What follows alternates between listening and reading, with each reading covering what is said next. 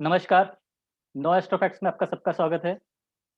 2-4 साल से हम बहुत सारी किताबें पढ़ रहे हैं, जिसमें एक भृगु नाड़ी है, जिसके बारे में आज हम बात करने वाले हैं। इस किताब में ना बहुत सारे कॉम्बिनेशन हैं, मतलब इस किताब में आप आज के डेट के करंट सीएम के पॉलिटिशियन के जो भी चार्ट में कॉम्बिनेशन है, वो भी आपको मिलेंगे। बहुत सारे ट्रांज़िट के कॉम्बिनेशन मिलेंगे। तो टोटल 500 चार्ट्स दिए हैं। किताब का नाम है भृगु नाड़ी। किताब इज़ बहुत एक्सीलेंट है, मतलब हर चार्ट में हर एक नई टेक्निक है। इसमें वैसे तो 500 चार्ट है, बट आप टेक्निक निकालोगे तो कम से कम 2 ढाई हज़ार टेक्निक निकलेगी। हर चार्ट में 4-5 टेक्निक निकलेगी और सारे प्रोफेशन के कॉम्बिनेशन इस चार्ट आपको इस किताब में मिलेंगे। तो आज हम एक चार्ट में डिस्कस करने जा रहे हैं, जो राहु केतु एक्सिस के बारे में टेक्निक बता रहा है, जिसको आपको सात्विक प्रॉपरली एक्सप्लेन करेगा। सात्विक, या नमस्कार रोहन नमस्कार। सर। नमस्कार। एक्चुअली कल क्या होता है, तो आपको मैं थोड़ा इसका बैकग्राउंड दूं तो कल रोहन सर मुझे एकदम से मैसेज करते हैं रात के 10 बजे। सात्विक, चार्ट नंबर 60 खोलो भृगुनंदी नाड़ी का। वहां बराबर। पे काफी रेयर टेक्निक है। अब भृगुनंदी नाड़ी ऐसे टेक्स्ट में क्या है, बात बात ये है कि वो जो टेक्स्ट है भृगुनंदी नाड़ी, उसकी हर लाइन में टेक्निक है। बराबर। तो उसको अगर आप डिकोड करने लग गए तो बस आपकी, मुझे लगता है, एक जिंदगी तो उसी में निकल जाएगी। यस। बट लकीली कल रोहन सर ने एक ऐसा वहां से पॉइंट पकड़ लिया कि आई वाज शॉक, कि मतलब इतनी छोटी सी बात थी लेकिन हमें कभी दिखी नहीं। हुँ। और भृगुनंदी नाड़ी में बहुत क्लियरली दिया हुआ था। बराबर। अब इस टेक्निक को कुछ लोगों ने काल सर्प योग का नाम दे दिया, हुँ।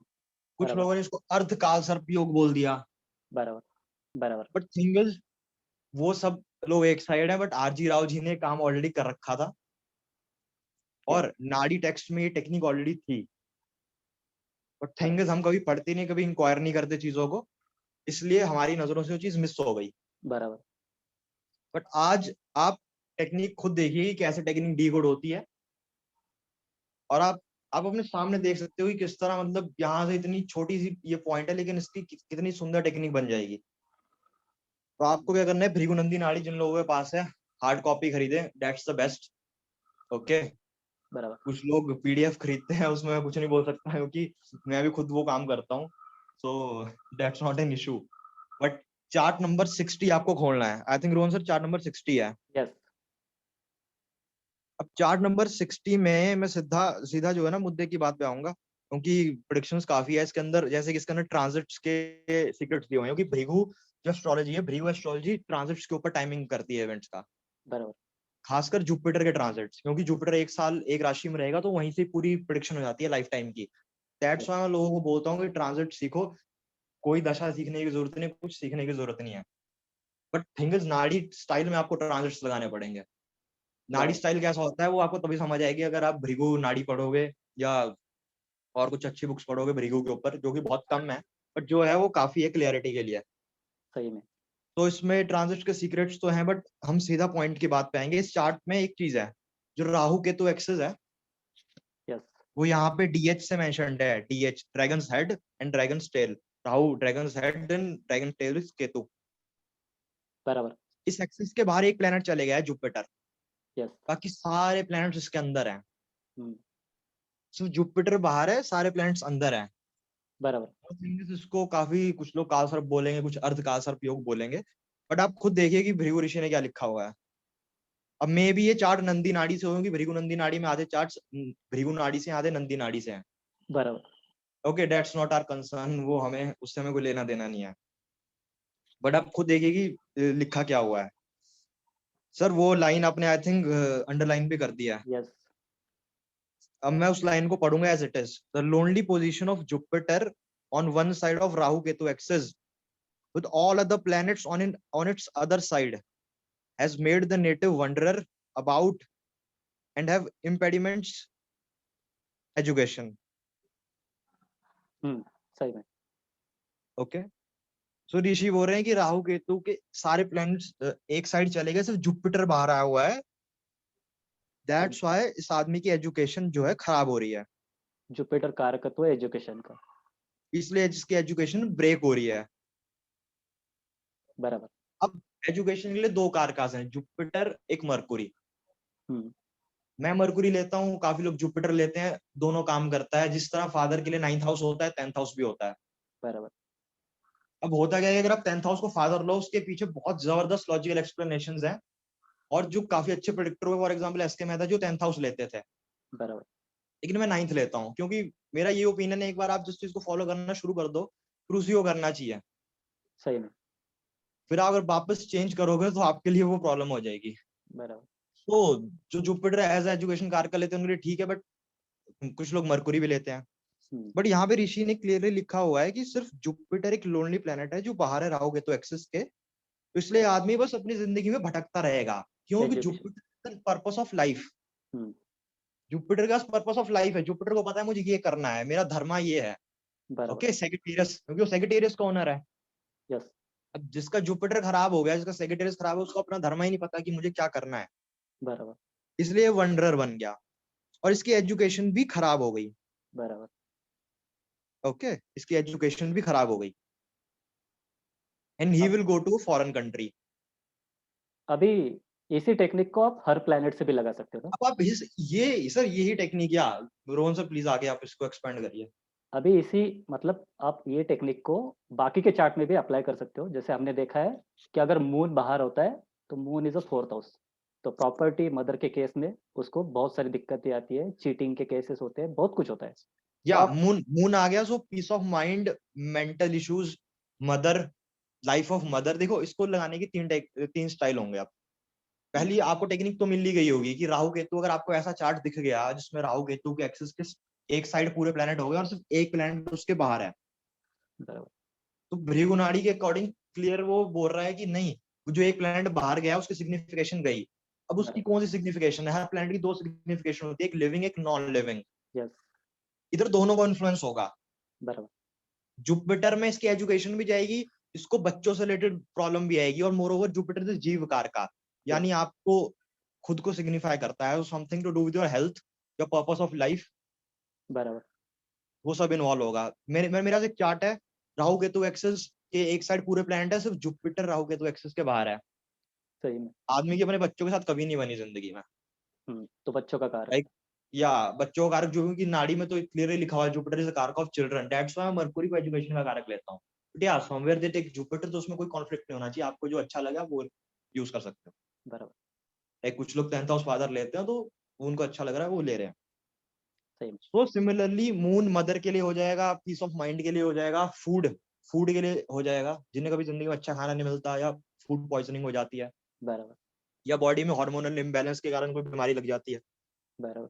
मार्स लैंड हो जाएगा, लैंड प्रॉपर्टी। लैंड और भाई बहन, रियल या कजन्स, जो भी अपने भाई बहनों से परेशान है, जो भी। ओके, जिनके प्रॉपर्टी डिस्प्यूट है, उनके चार्ट में कॉम्बिनेशन हो सकता है। बराबर। मार्स अगर बाहर गया तो यू कैन प्रेडिक्ट इसकी मार्स की प्रॉब्लम आएगी आएगी। हम्म। इट्स नॉट लाइक कि सिग्निफिकेशन उसको मिलेगी नहीं जिंदगी में, अगर मिलेगी भी तो उसमें जहर घुल जाता है, मतलब it's like something got poisoned, because Rahu Ketu क्या है ना, पॉइजन है, हम्म। सरपेंट्स है, तो वो बराबर। जहां जाएगा वहां जहर फैला देगा, तो वहां पे काफी प्रॉब्लम आने वाली है। सही। मरकुरी बाहर जा रहा है, एजुकेशन, या आपके मैटरनल आंट्स अंकल्स, हम्म। ओके, वो भी आपको देखने का। सन बाहर जा रहा है तो फादर गवर्नमेंट, फादर। फादर या गवर्नमेंट की साइड से आदमी को बहुत दिक्कत होगी, या फादर की साइड से बहुत दिक्कत होगी जिंदगी में, या फादर की खुद की लाइफ बहुत खराब हो जाएगी। हम्म। ओके, वीनस जा रहा है तो obviously marriage, relationship, spouse, even money money. में भी आदमी को फाइनेंशियल काफी दिक्कत आ जाए लाइफ में एक टाइम पे। बराबर। सो जो भी प्लेनेट बाहर जा रहा है उसकी नेचुरल जो सिग्निफिकेशन है, लिविंग नॉन लिविंग, वो कहीं ना कहीं हैम्पर हो जाएंगी। अब इस टेक्निक को आपको जो बोलना है वो बोलिए, चाहे इसको सर्प योग बोलिए, काल सर्प योग बोलिए, ओके, इसको आपको जो भी नाम देना है वो आप दे सकते हैं, दैट्स नॉट एन इशू। बराबर। बट मेनली लोग इसको काल सर्प बोलते हैं। ठीक है। इसके और भी चार्ट है मतलब किताब में, जैसे चार्ट नंबर 352, ऐसा ही कॉम्बिनेशन मिलेगा आपको। तो ये बुक में की खासियत क्या है पता है? ये बुक की खासियत है कि सैटर्न की 12 पोजीशन को इन्होंने कवर किया है, एरीज से पाइसिस। स्पाइसेस, हर मतलब एरीज में सैटर्न के बहुत सारे चार्ट देंगे, फिर टॉरस सैटर्न के चार्ट दिए, फिर जेमिनी सैटर्न के दिए, वैसे ही आई राहु थिंक इसमें केतु। सर कंजंक्शंस भी, हर एक कंजंक्शन मेंशन्ड है, Jupiter Saturn. Yes. Jupiter Saturn Rahu Ketu, और इतना वंडरफुली एक्सप्लेन किया है अगर आप इसको पढ़ने में आपको बहुत सारे मतलब साल भी लग सकते हैं समझने में, क्योंकि एक-एक चार्ट को समझना पड़ेगा आपको और सारे प्रोफेशन भी निकलेंगे। सिर्फ मून की सन की पोज़ीशन चेंज होने के बाद प्रिडिक्शन कैसे चेंज होते हैं, वो भी उन्होंने बता दिया है। तो ये बहुत रेयर बुक है। अगर मेरे को 10 किताबें दिए जाए या 100 किताबें दी जाए और कहा जाए कि 2 किताबें सिलेक्ट करो, तो मैं 2 किताबें सिलेक्ट करूँगा, एक फल दीपिका, सेकंड भृगु नाड़ी। या दीज़ आर क्लासिक्स में, no doubt, 2 no doubt. Best, 2 best. तो होप आपको समझ में आया होगा। आप ये किताबें पढ़ो, किताबें पढ़ के आप कुछ सीखो, आपके पास टाइम है। मोरओवर सर, एक और वो राहु केतु एक्सिस के बाहर अगर सैटर्न आ जाए तो या profession, profession, Saturn is the कर्मकारक। वो मैंने पॉइंट मिस कर दिया।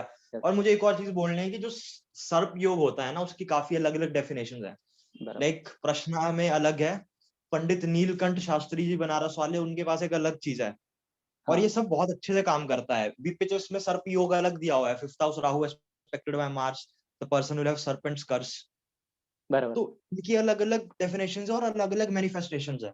यस, और आई थिंक सर हम ये कवर करेंगे पूरा, ये जो जितने भी दोष जो है खासकर इस सर्प से रिलेटेड है, इसमें काफी कंफ्यूजन लोगों ने क्रिएट कर दिया है। हर इसमें आदमी भी नए योग के साथ आ जाता है। बट इसमें मैं भी आपको, हम लोग क्लासिकल वाले शेयर करेंगे जल्दी, बराबर। इसमें भी क्योंकि ना थिंक लाइक क्या इसमें भी 2 अलग-अलग वैरायटी मतलब राहु के मुँह में जाने वाले प्लैनेट या राहु के पीछे होने वाले प्लैनेट, इसमें भी पीछे एक होना है अलग-अलग क्राइटेरिया है। मतलब आप या इसको D1 से और D9 से दोनों से कंपेयर करना है।